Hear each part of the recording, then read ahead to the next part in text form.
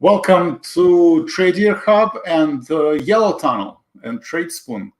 We have simultaneous broadcasts. On Thursday, I talk about market conditions and any questions you might have about from Trader Hub, or if you have questions on TradeSpoon Yellow site, so please post your questions. I'm going to go through the current market conditions and some of the trades that I did this week. And eBay is one of them, Netflix is the other one, and then go through earnings strategies and opportunities going forward. So welcome everybody. I'm glad you guys are able to join. Fred, Bob, sound is different. Yes, we have Trader background sound, so hopefully that makes it a little bit more exciting. For those of you who are new, welcome. This is my bio.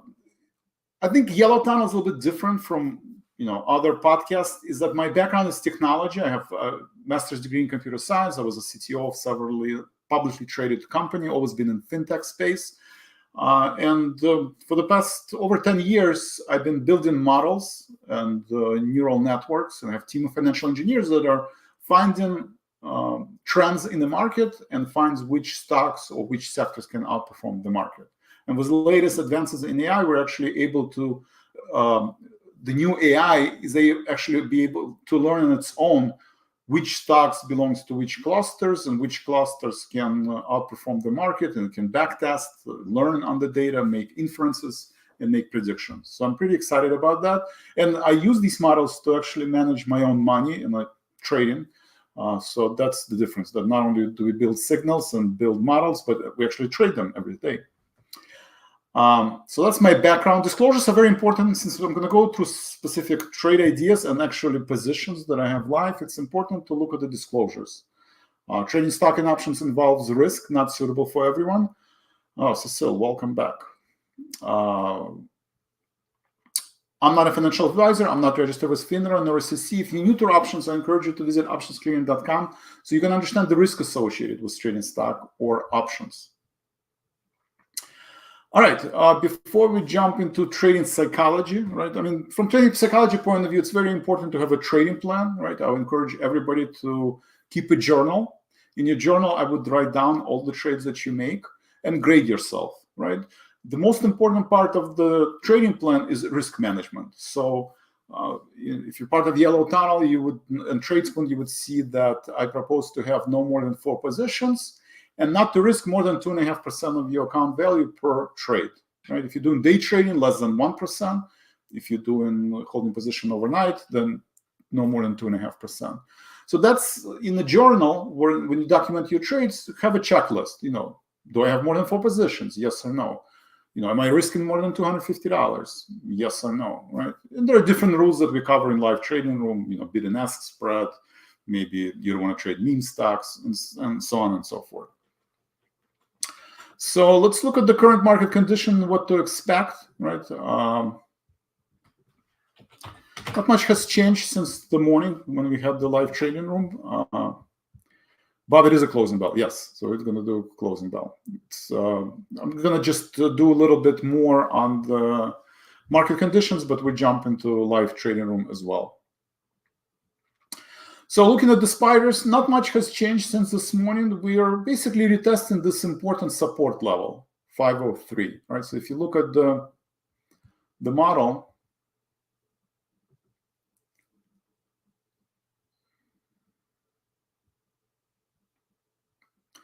basically the model predicted that spiders is at 505 support and overhead resistance is at 510. If you zoom out next 10 days to 30 days, next level, if we break through all-time high, which is 510, then 517, 520 is your overhead resistance.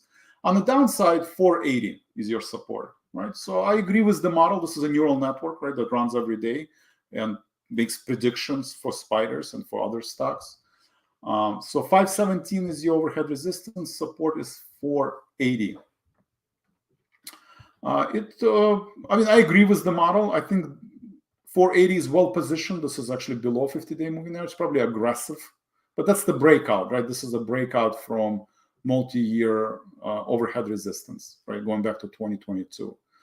So that's long-term support. Medium-term support, I think, is well positioned around 50-day moving average 490. We're going to look at the positioning, dealer positioning shortly. So that's your medium-term support, and short-term support is the gap, right? Is the gap and this uptrend line. So you have support number 1, support number 2, support number 3. What can derail the market? Interest rates, right? Earnings season is behind us. NVIDIA announced earnings. Most of the stocks have positive surprise. You can see a lot of enthusiasm in call buying on a lot of the high beta stocks. Beyond Meat is a perfect example this week, where it was up over 100% overnight. So interest rates can pull back, derail the market rally. We have unemployment data next Friday, and then we have CPI and PPI data. But as long as we're staying above this uptrend and support number 1, it's pattern of higher highs and higher lows. Model sees 520s overhead resistance. If we break support number 1, then it's support number 2, support number 3. So depending what kind of, this is a long-term, right? This is a medium-term support, and this is a short-term support. So based on type of trader you are, doesn't matter if you using support number 1, support number 2, support 3. The point is that you don't want to risk more than $250 on $10,000 portfolio at any of these levels. So if you selected 505 and you're doing day trading, and let's say you put, to make it easier to calculate, 5 points as your stop level, right? Or you're using 490 as your stop level, which would be maybe 20 points, right? You just take 250 divided by your stop loss, right? And let's say 50 shares here, or 24 shares here, right? So and I would write it in a journal and grade myself, right? If I'm doing short-term trading, support number 1, and my position never was down more than $250, I would put A or B. If it's more than $50, then I would put C or D, right, to grade myself. And you always want to have A's and B's. All right, so let's go over some of the trades this week, right? So I do like to do earnings power trader. So if you look at the earnings power trader,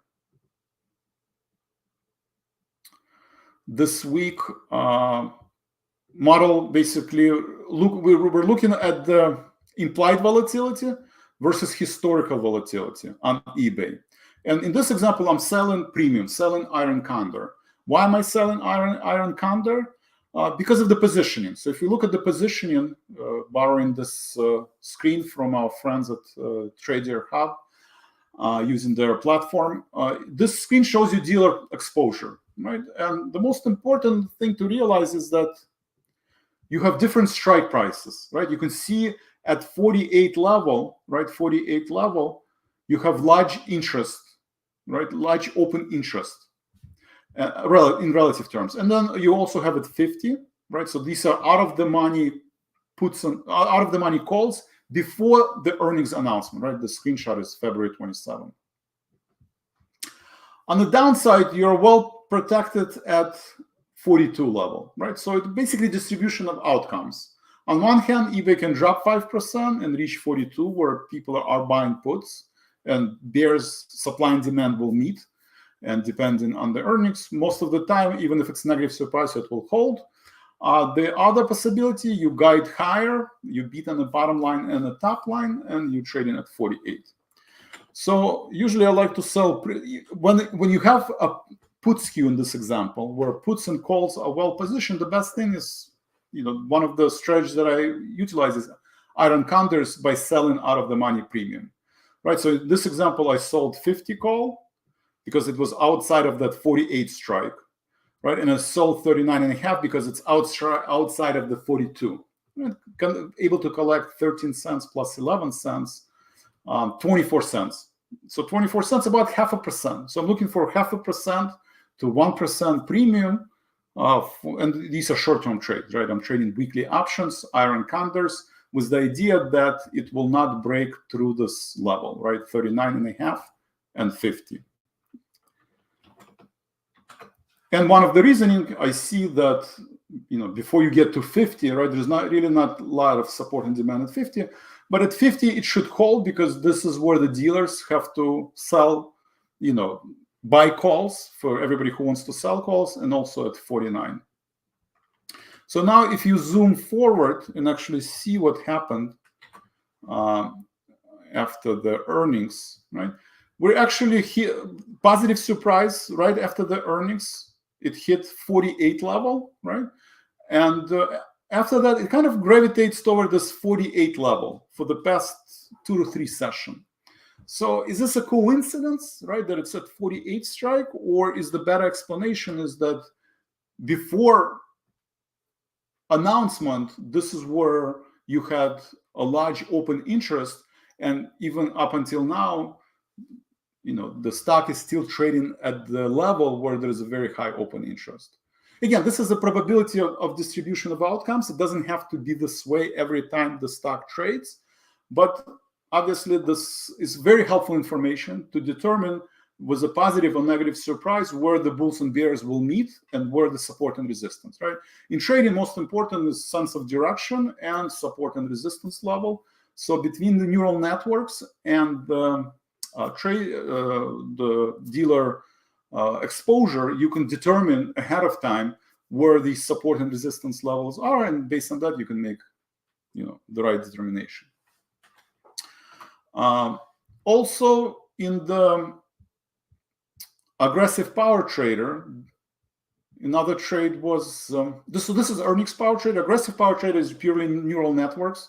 Finding the models, this is where I trade stocks. So I did trade NVIDIA today, and I traded Netflix. So let's go over Netflix. So Netflix was yesterday, right? Yesterday, Netflix, again, model determined that Netflix should continue to outperform the market. The market opened, right, on February 28th, which is yesterday. Let's type in Netflix.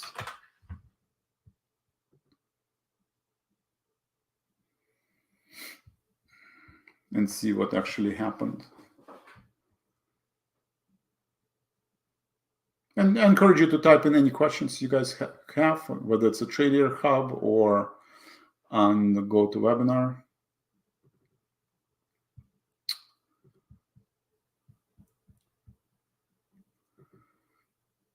So let's do 15-minute chart. Right. So yesterday in the live trading room, some of you guys were there.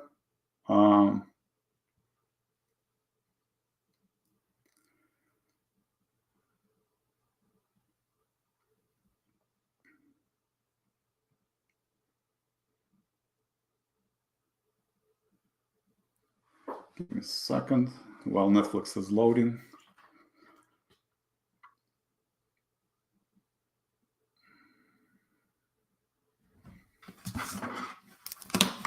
I'm gonna restart my browser.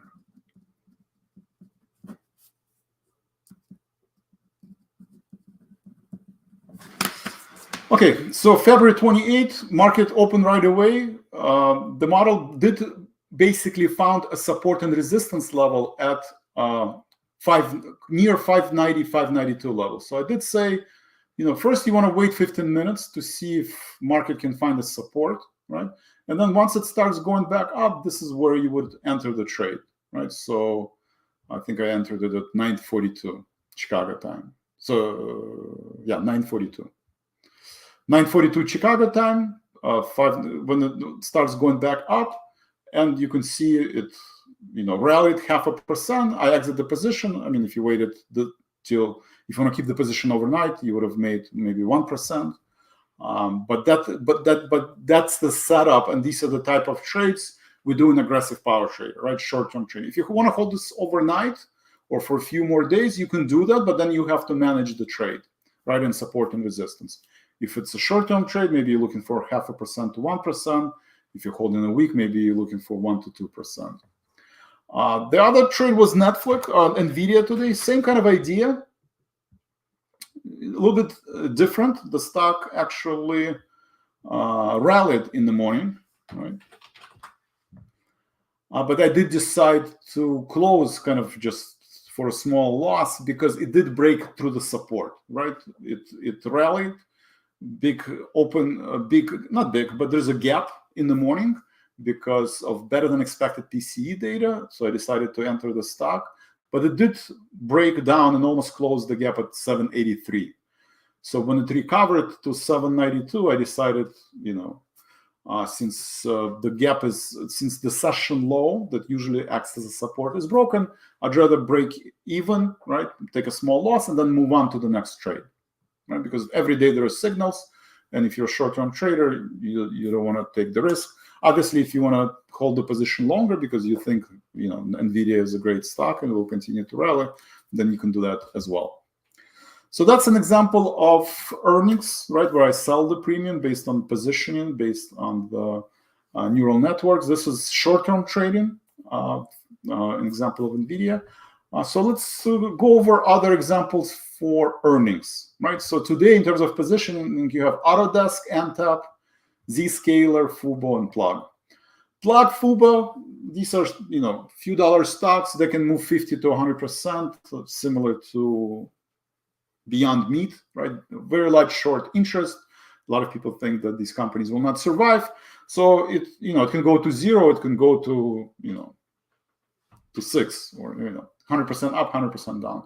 So I personally don't recommend these type of trades unless you like volatility and you part of the blogs where you only live once and you buying out of the money calls, which is totally fine strategy, or buying out of the money puts. I also sometimes do that.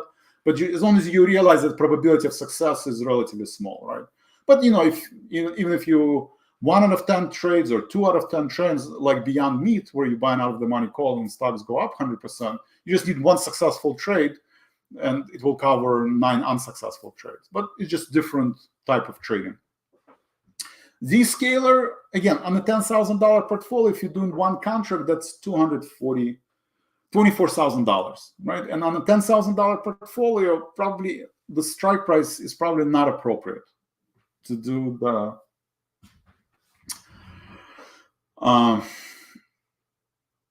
selling the premium, especially after P&W earnings, right? We've also traded P&W earnings, and they guided lower. They might not be identical companies. They're both in cybersecurity, but one is more of a old school, one is more AI. I mean, that's I think I don't usually dwell into a balance sheet and business models, but they are slightly different. But you can see P&W guided lower, and you had this extreme move to the downside, right? So Zscaler, it could follow P&W, where if they guide lower, I think you will have a large move to the downside. Or if they guide up and, the worst fears are over, then it would rally 20%. So because average account is $10,000, I don't think it makes sense to take a risk on the stocks that can move 20 to 30%.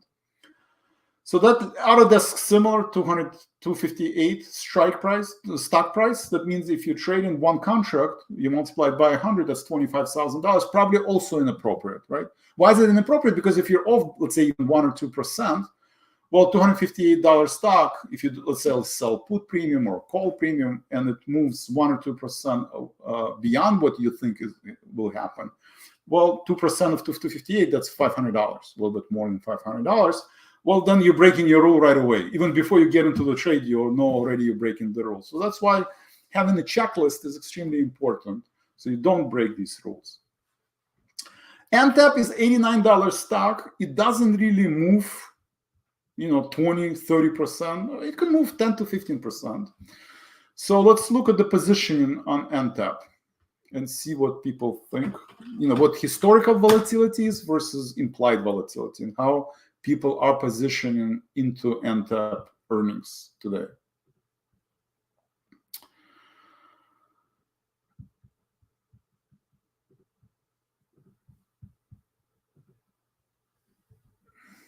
So, 10 to 15%, right? We can look at, first I would look at implied volatility. Let's visit our friends at Tradier.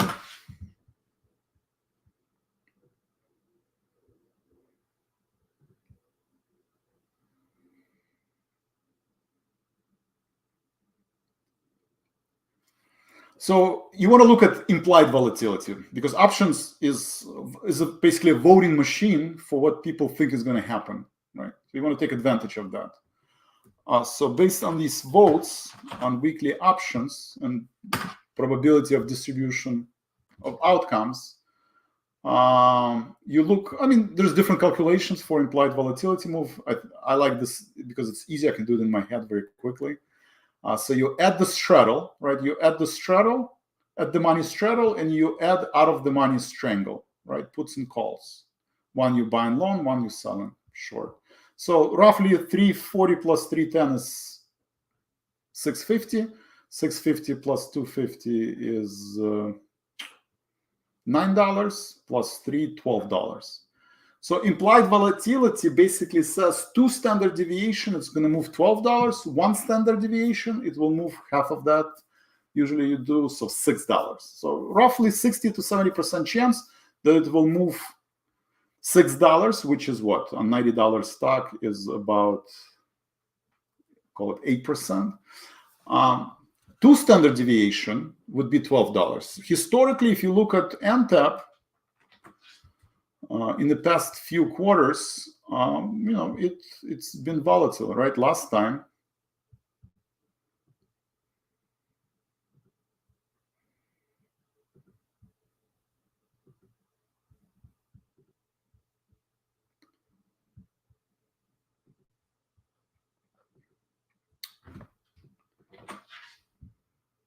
so last time, it moved 15%, right? It moved 15%. I mean, initially it moved 10 and then all the way to 15%. So it could move basically to, it just did last earnings. It could move to standard deviation this earnings as well, right? So that's the calculation. Sorry, I think the screen was paused for a second. But that's the calculation, right? At the money straddle, you add out of the money strangle, and you divide it by 2. That would be implied move. If you want 2 standard deviation, kind of look at what's the 10% probability. Well, there's a 10% probability it will move $12, basically. Last time it moved 15%. So, okay, now let's look at how people are positioned, right, in terms of NTAP. So a lot of, let's see, auto range, domain range access.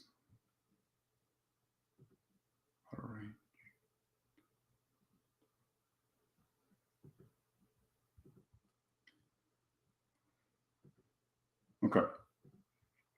So there is a very large, relatively, but I would say very large interest in one of 5, right? Kind of, it's not negative VANA, right? So you still have a puts. I mean, you don't have a put skew. There's obviously a lot of demand for calls.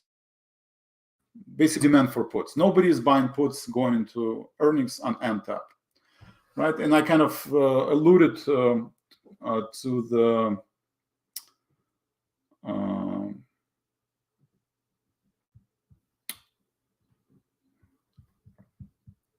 sorry.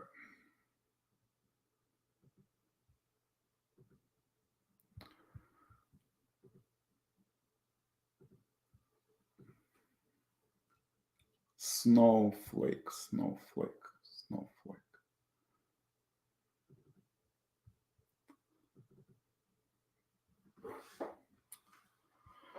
Right, Snowflake was actually worse, right? Snowflake, not that people instead of buying puts and protecting themselves, on Snowflake they were shorting, right? They were shorting the puts in weeklies that expires this week, right? You have relative large negative VANA, and someone was hedging this short position, but out of the money. Buying out of the money puts that expires on monthly expiration, right, in March. And you can see today, Snowflake had a negative surprise, right? This is data analytics firm. It used to be one of the hottest IPO. They guided down, right, similar to PNW. They beat on the bottom line, beat on the top line, but they say, listen, next year, maybe not such a great earnings. And you can see stock is, dropped 22%. And incidentally, it's actually trading at between 180 and 189, right? So kind of another good example, why are we trading between 180 and 90? Well, that's where people were positioned, right? This is where some people were selling short puts, and this is where some people were buying puts. And it's not at 160, it's not at 200, it's magically at 180, 190, right? So that's important information, that these strike prices with high open interest, they do act as magnets or repellent, right? Depending on, usually if it's puts skew, it acts as a magnet, and if it's a call skew, like in this example, it could actually act as a repellent. Okay. So NTAP. NTAP, basically there's no put buying. So any surprise, any announcement that they missed on the top line, missed on the bottom line, and there's really no barriers. There's really no place where it would stop. So from that reason, again, and if you want to sell, let's say get 20 basis points, 80 put right now is trading at 30 cents, right? So it's not even half the premium. And if you sell 80 put, right, or even 75 put, right, you're collecting very little premium, but the stock can move 10 to 15%, right? $90, take 10%, that's 80. And the reason you don't want to sell premium, at least I don't think you should sell put spread in this example, because just nobody thinks that NTAP can go lower, right? And when nobody thinks that NTAP can go lower, it opens the window for negative surprise, and then the stock will drop. So for that reason, I think I will take the contrarian point of view. Instead of going short the volatility, right, I'm going to be long the volatility to the downside, right? So I propose to do maybe 80-78 put spread. That's what I did in my account. So I'll do it here, trade option.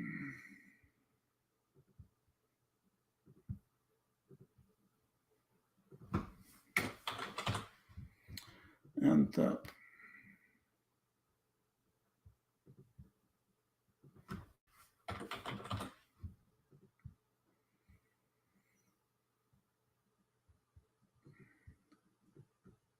so one standard deviation would set 6 points. So probably maybe even go to 82, 83 level. Let me see. So 83 is 75, 85 cents, and 81 put. So I can put this trade for 40 cents in March. The problem is that it expires tomorrow, so it can move half the distance. Or I can go into the next week, since next week also nobody's buying puts, and I can buy, let's say, 83, 81 put for 50 cents or 6 cents.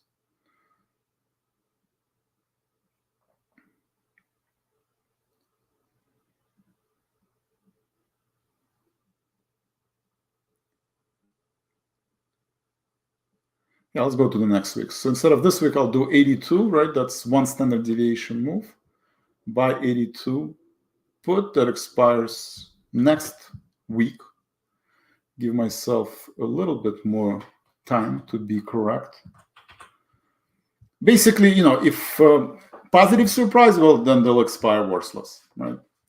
But even if there's negative surprise, even if it's not moving 2 standard deviation, let's say it moves, 1 standard deviation, then I have another week along with unemployment data to see if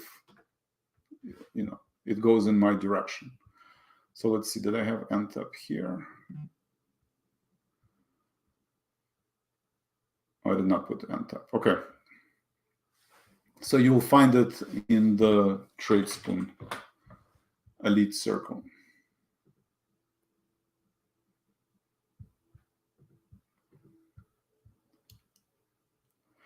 So I'm buying 82 put that expires next Friday for 93 cents. So I'm spending 1%. NTAP has to move at least, have that distance for this trade to be successful. But 80 put would be, again, almost 2 standard deviations. So most likely it's, and let's look at the positioning. I mean, there is some 85 put. I mean, there's no really position anywhere. March 15, let's see, is there April? Yeah, so there's really no positioning.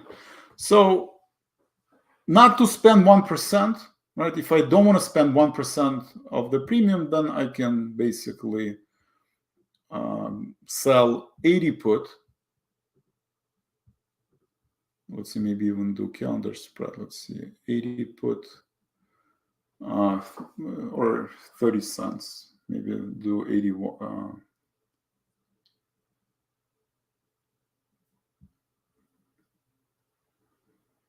Yeah, let's do 80 put that expires this week. It's maybe 20 cents difference. But that will allow me to sell it twice, basically. So we'll do diagonal. Okay, so if I want to reduce my cost basis, right, and spend, maybe, 60 cents, then I would sell 80 put, right? So in case the stock doesn't go anywhere or goes up, well, then I lost 60 cents, right? So I know my maximum loss is 63 cents. If the stock moves, let's say, not one standard deviation, but even, half of the standard deviation, right? Let's say it moves down 5%, right? Well, then 80 put will expire worthless. 82 put will most likely still have majority of its value intact because it expires next Friday. And then I can go in and sell 80 put that expires next Friday, or I can sell, or I can close the whole position, right? Depending on where it's, ends up. If it stops at 80, ideally you want it to move to 80, right? So it would move basically the best case scenario, the most profit I can make if it actually moves to this 80 strike, right? It's down 10%. If it's down 10%, then, the spread will cost a little bit more than $2. And, I risked 60 cents and I made, $1.40. $60, $1.40. Yes. So double my money. So that would be the setup. If I wanted to finance this trade, I can sell out of the money calls, right? You do see a lot of positioning at 105, right? There's a much bigger demand for calls than the puts because everybody thinks the opposite. Everybody thinks that the stock is going to do great based on the last earnings. So let's say 2 standard deviation would be 90 plus 10, let's say 100. So there's a large demand at 100 level.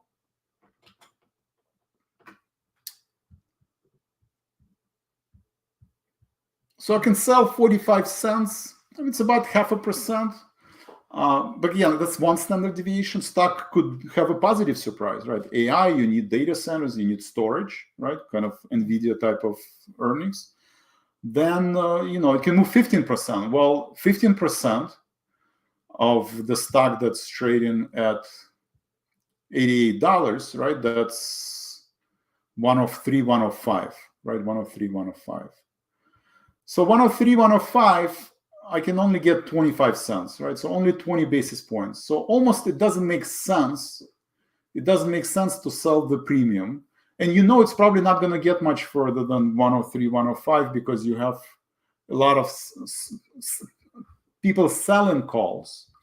So my inclination, just since not enough premium for 2 standard deviation move, and there is a lot of selling of the calls that will act as a buffer, you could do a call spread too, right? You can say, well, you have no idea. You can buy a call spread, right? And kind of do a straddle. As long as it moves up 10% or down 10%, you can make money.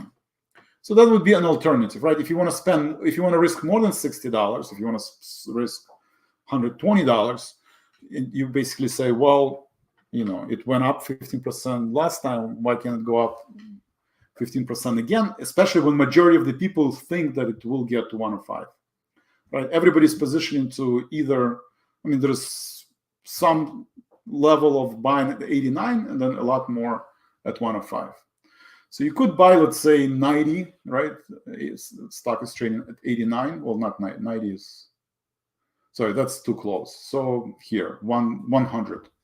So you can buy 100 call, right, for 55 cents. And let's say you want to sell for 30 cents. You can spend another 20 cents. Maybe it actually makes sense now that I think about it, that it can get to 100 level. It's actually pretty cheap. Consider there's a lot of open interest there. Okay, so maybe let's do that.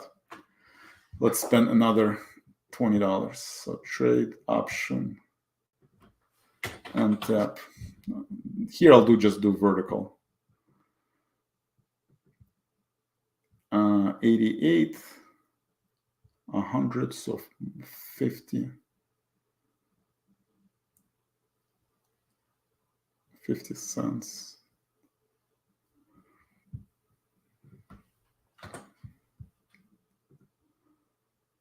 $0.55.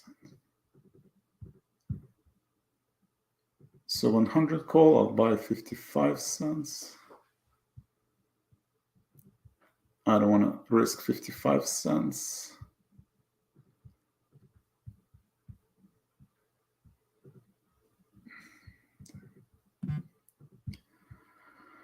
All right, so think of it as a straddle, right? I'm buying put spread and buying call spread. It's just in puts, it's the diagonal, and in call spreads, it's vertical. So I bought 155 cents. It's, chances that it'll get to 100 is only 67%, right? So chances that it's going to get to 102 is even smaller. So I'm going to sell the 102 call for, let's see if I can get 35 cents.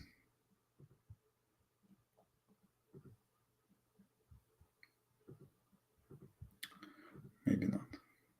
30 cents.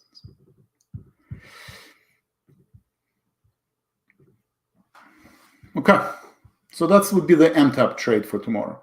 So if it does nothing and it stays at the same level, no positive, no negative surprise, right? Very few companies nowadays actually stay flat. Well, HPQ today, but NTAP, it could be. Then I would be down 20 cents on the call spread, and I would be down 60 cents on the put spread. So I would lose 80 cents, right?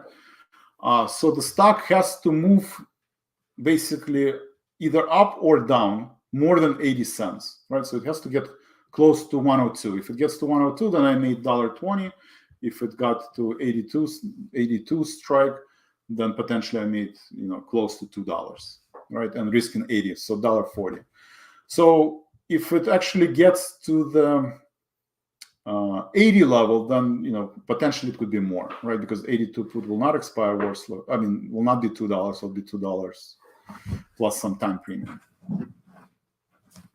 So that would be a setup for, and this is where you make a decision. Do you want to sell volatility or do you want to buy volatility? In theory, like in a situation like this where nobody's hedging, you probably should be concerned selling volatility when there's no open interest, because you just don't know what kind of earnings will be. Here, that there is a lot of call selling at 100, 105 level. So more likely than not, the stock will not get much further than 105, right? And then the question is, do you want to sell 105 call? After last earnings, sell 105 call, receive 12, 15 cents. Personally, it's just not enough premium to justify the risk. Any questions on NTAP? eBay earnings, very similar setup, or Netflix, Nvidia.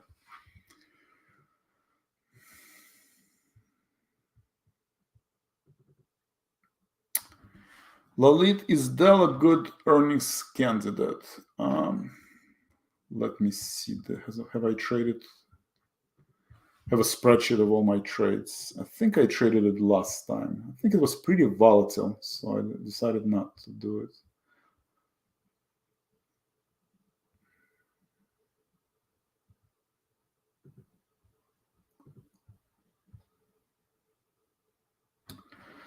So it can move up to 15%.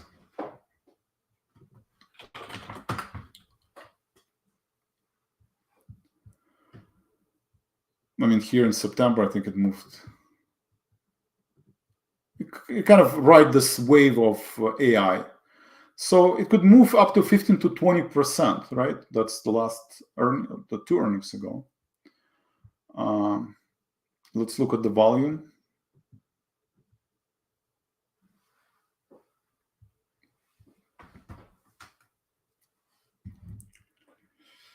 I mean, you want something that trades in pennies, ideally, right? And has high liquidity. 6 million shares, that's pretty good, okay? Can move up to 15%. Then I would look at the implied volatility move. Let's do our quick napkin calculation. So $4.20, so straddle, $4.20 plus $4.30, that's $4.50. Out of the money strangle is 8, right? So wait, hold on. 8.50, 8.50, 9, 12. 12 plus 4, $16. So $16, right? Because last time it moved 15%, $16. 16%. So about 15 to 16%. 2 standard deviation, implied volatility is half of that, so about $7.50. So a little bit less than 10%. So 8%, 1 standard deviation, 15% would be 2 standard deviation. So $15, you take 94 plus 15, 110. A lot of premium, right? So this is one of those stocks that probably have a large call. Let's see, large call Vena, right? So I bet it looks like Roku, not Roku or a Snowflake. Let's see. Well, there's a lot of call buying and selling of the puts, negative Vena. Okay, so I was right, but not very big, not very large, relatively small. Let's go to March 15. Yeah, so here you have a large, I mean, it's not thousands, but you can see nobody's buying puts, nobody's selling calls. It's kind of, I wouldn't say you only live once kind of type of stock, like it's not Beyond Meat or even, what is it called? Snowflake. But nonetheless, people are buying calls thinking that it actually can go to 120, right? 120. So selling 115 is, when there is such a large open interest at 120, I'm not sure if I want to do that, especially you are riding the wave of artificial intelligence, right? Taiwan Semiconductors did 2 standard deviation move. AMET did 2 standard deviation moves. So the earnings volatility is at its peak, very similar to 21, because there's a lot of retail flows. People are basically, you only live once, so you buy calls and you're gonna, 10 times return. So actually, there is no strikes beyond 120, right? So there's no strikes beyond 120.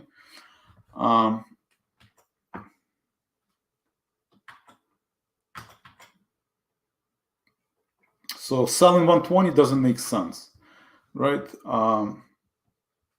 Sorry.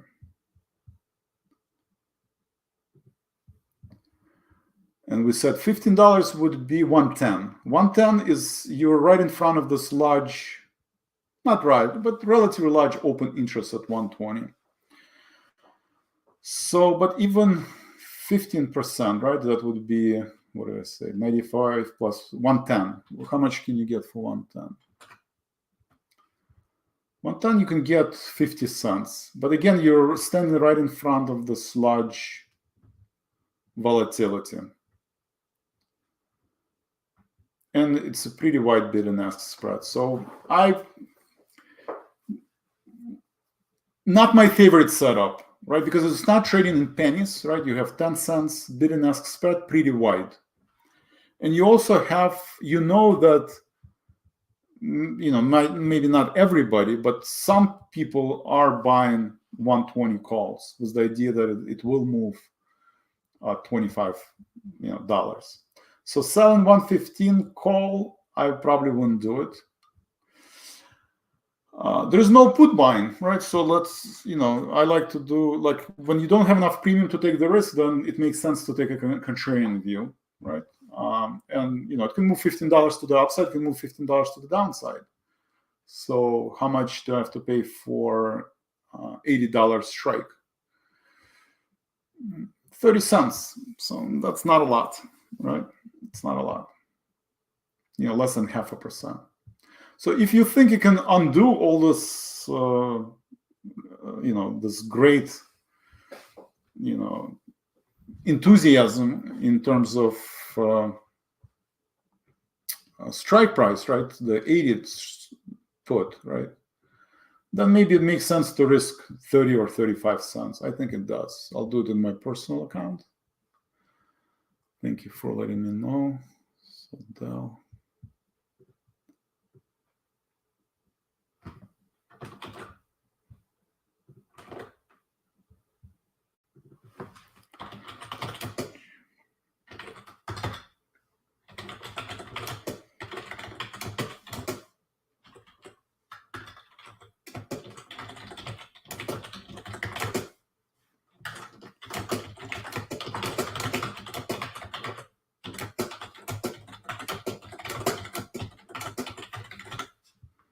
Okay, so I'm putting my spreadsheet and I'll basically buy a put.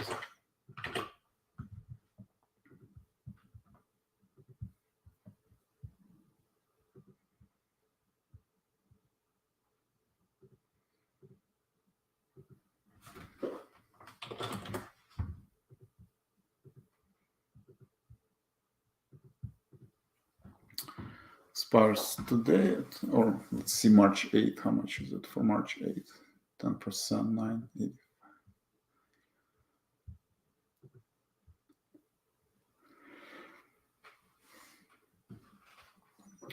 $85 by, let's say, 60 cents.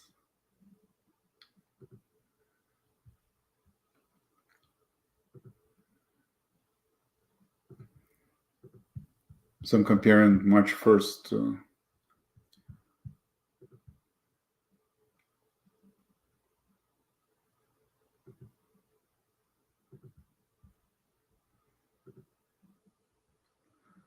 so do I want to spend 30 cents on 80 put, or do I want to spend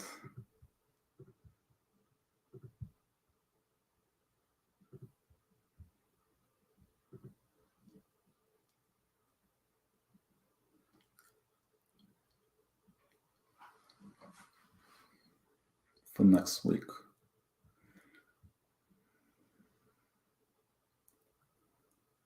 So 12.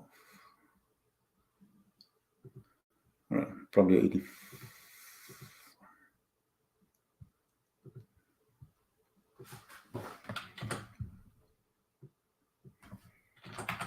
So 84 put that expires next week is $1.20.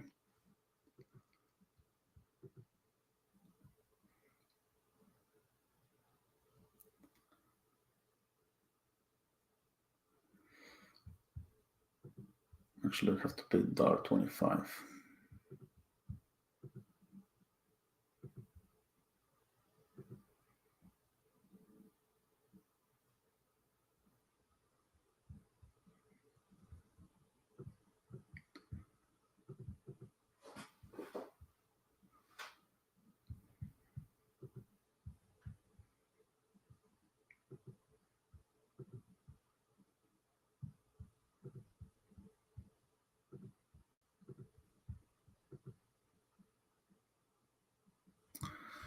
So same kind of idea.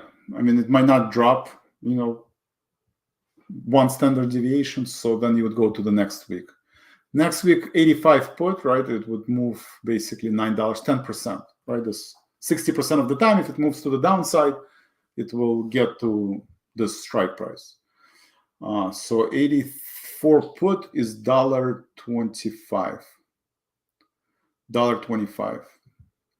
84 put. 84 put is $1.25. Pretty wide bid and ask. I don't want to spend $1.25, so I'm going to do a spread.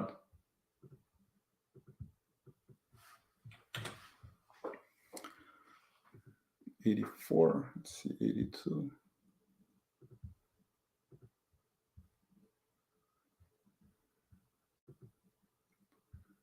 $0.40 or even.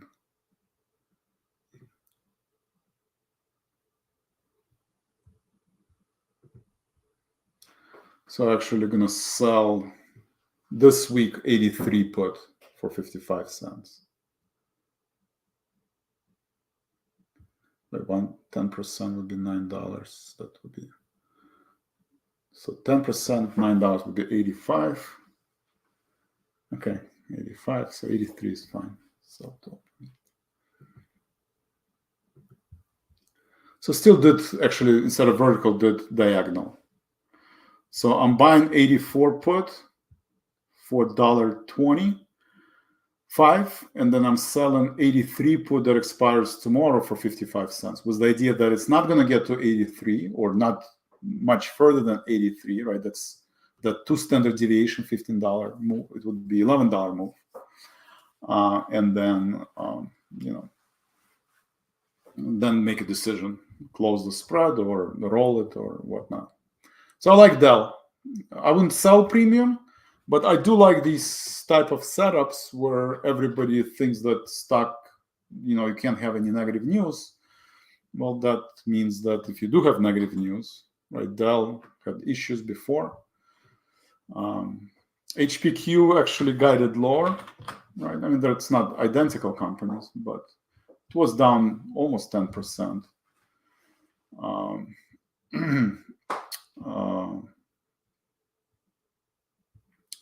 Pre-market after the earnings. So we'll see. HPE, usually I don't trade HPE. 82 put, sorry, Cecil. So I did 84, 83 put on the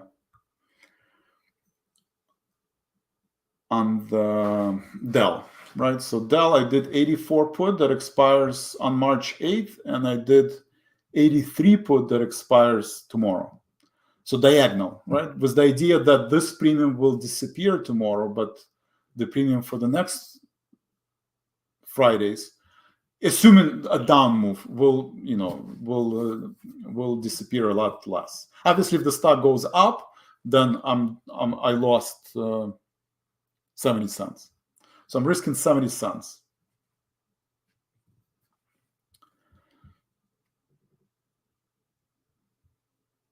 QQQ is at the high of the day. Okay, so let's look at the market. Let me know if you guys have any questions. So 10-year yield did pull back. Dollar stubbornly continues to grind higher. QQQ and spiders are at session high. Yeah, spiders almost retesting the highs, kind of following what the model predicted. But there's no new information. 505.69 by 509.80, and we are at the high for today was 509.80, or close to that level. IWM is up, regional banks are up, ARC lagging, gold miners are up, silver is up. So you do have a few sectors that are moving higher. Actually, hold on, let me look at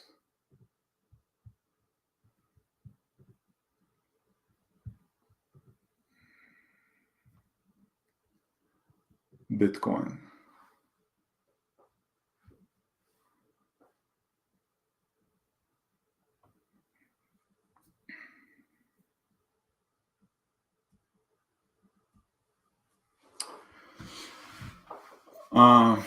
And Bitcoin is at 62, so it's kind of didn't make new highs today, so we'll see how it trades in the next few days.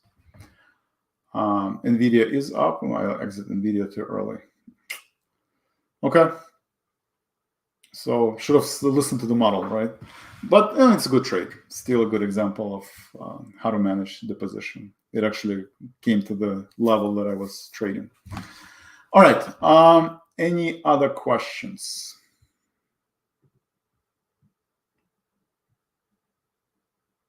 All right, guys, that's all I have for today. Thank you very much. I hope to see everybody tomorrow morning at Trader Hub. I hope to see everybody next Thursday, same time, same place. And I appreciate your time. Thank you very much and have a great day.